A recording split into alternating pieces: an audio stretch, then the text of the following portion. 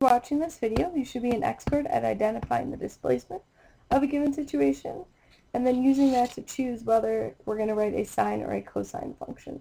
So be prepared to explain to your group how to identify the displacement and choose whether to use sine or cosine in our equation. So please pause the video and read problem 1 and unpause it when you're ready to move on. So we know Luke begins his ride when his seat's at the top of the wheel. So for all these we need to sketch a graph. We're not worrying about numbers, but we do know that this is my time and this is at time 0. And we know he begins his ride, so when time is 0, he begins his ride at the top of the wheel, and then obviously the wheel's got to come down and up. And it goes on forever because it's a periodic function. But there's a few things I noticed. Is I have a maximum point when time is 0. So what we can do is we can set our displacement equal to 0. So in my parentheses I have x minus 0. We can also write x. And I know that my displacement is 0. And I also know I would choose a cosine function because cosine starts high and then continues down. So when we were writing a cosine function, we would use cosine and we make sure it's positive because it's the traditional, there's no reflection over the x-axis. Once you have this copy down, please pause it, read problem 2, and come back when you're ready.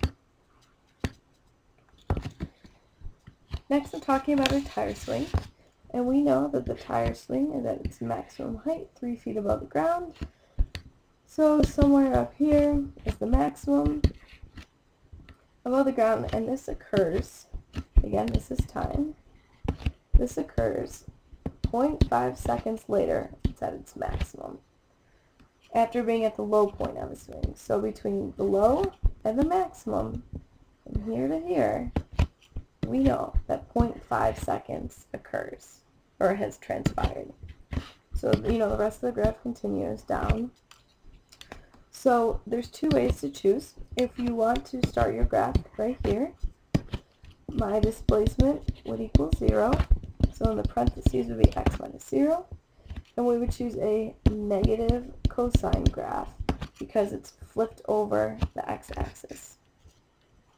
Or we could start our graph up here and we can choose displacement would be equal to 0.5 seconds. So inside your parentheses would be x minus 0.5. And then we would also choose a positive cosine function when we were writing our equations.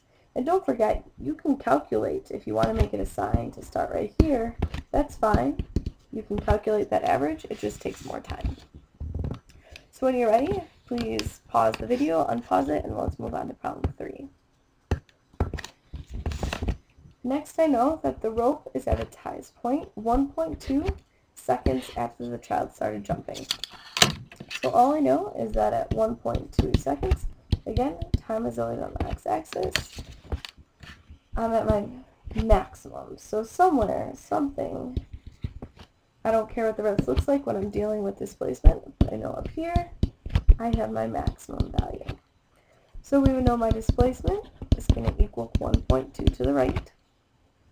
Inside my parentheses, I'm going to write x minus 1.2, and we're going to fill that, into the equation.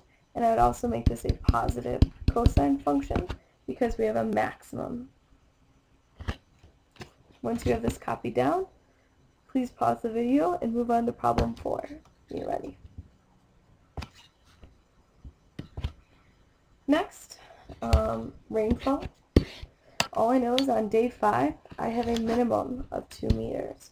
So at day 5, I know that I have my minimum, and then we know the graph, continues something like that. We're not really worried about the other numbers, but after 5 days have elapsed, I have a minimum. So what this tells me is that I can start my graph at 5 days. My displacement would be, 5 to the right. Inside my parentheses, I would have x minus 5 because I want to shift it to the right. And I would also choose, because I have a minimum, I would make it a negative cosine function. Because again, a minimum is when we start from the bottom and move up. So once you have this copied down, we move on to task 2.